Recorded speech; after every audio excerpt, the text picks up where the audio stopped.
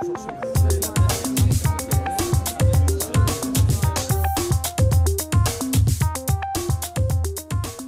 travaille à l'Institut d'électricité Montefiore dans l'unité transport et distribution de l'énergie électrique.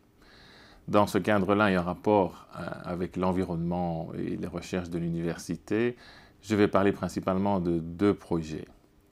Le premier projet est celui que vous avez devant vous. Il s'agit en fait d'un appareil qu'on va placer sur des lignes à haute tension, à 400 000 volts.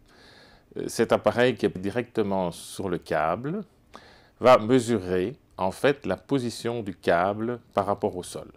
Grâce à cette mesure, on peut déterminer et envoyer cette information pour dire quelle est la puissance qui peut transiter dans le câble en temps réel. Dans cet appareil, nous avons toute une série de parties, et principalement un module électronique dans lequel, en fait, il y a des capteurs. Il y a un système d'alimentation, donc qui va prendre l'énergie sur la ligne. Il y a un système embarqué de traitement, donc avec un logiciel embarqué, et donc l'interface pour envoyer sur la fonction GSM. Donc cet appareil a été développé dans le cadre d'une action de recherche concertée avec mon collègue le professeur Jacques Destiné, en microélectronique, et de Montefiore également. Et cet appareil est tellement remarquable dans sa simplicité que l'idée en a été acceptée assez rapidement au niveau international et que le Transmission System Operator belge, ELIA, nous a commandé dès aujourd'hui une vingtaine de modules. Ces 20 modules sont placés à la sortie de la centrale nucléaire de Doel et commencent déjà depuis quelques semaines à sortir les informations qui sont envoyées au dispatching national de Linkebeek. Et là, les gens peuvent décider, et maintenant, grâce à cet outil, économiser des sommes considérables dans l'investissement des lignes à haute tension. L'Allemagne va par exemple installer 20 gigawatts d'éolien en mer Baltique. Ces 20 gigawatts vont devoir transiter du nord vers le sud, plus de 1000 km. Il faut savoir qu'une ligne à haute tension à 400 000 volts coûte de l'ordre de 1 million d'euros au kilomètre.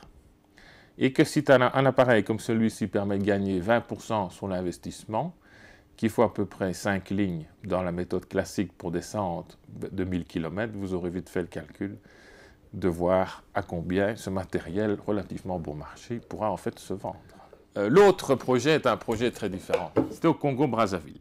En fait, dans ces pays, à la densité de population extrêmement faible, il y a des lignes à haute tension qui traversent l'ensemble du pays. Et ces personnes qui sont juste en dessous des lignes peuvent voir la ligne, mais ne savent même pas allumer une ampoule. Et donc l'idée du projet était de dire, essayons de donner à ces villages de l'électricité par soutirage direct de la ligne à haute tension. Donc dans tous les postes, dans le monde entier, il y a ce qu'on appelle un transformateur de mesure, qui est un appareil qui ne coûte pas très cher et qui permet en fait juste de mesurer l'intensité de courant qui passe dans une ligne. Cet appareil, au secondaire, ne pouvait pas délivrer de puissance, c'était juste quelques watts. Et nous l'avons adapté, mais en gardant la même idée de technologie, et donc en profitant de la robustesse de ce qui existait, nous l'avons adapté tout simplement pour fournir au secondaire beaucoup plus de puissance. Donc au lieu d'avoir quelques watts, nous fournissons 50 kVA, et avec 50 kVA, en Afrique, aussi bizarre que ça puisse vous paraître, on peut faire vivre 1000 personnes.